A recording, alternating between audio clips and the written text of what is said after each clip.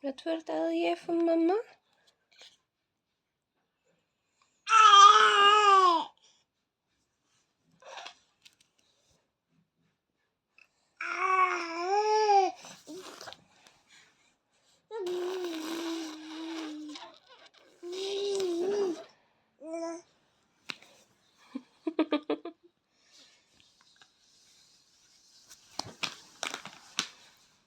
Terug op. Het is tijd de buikjes.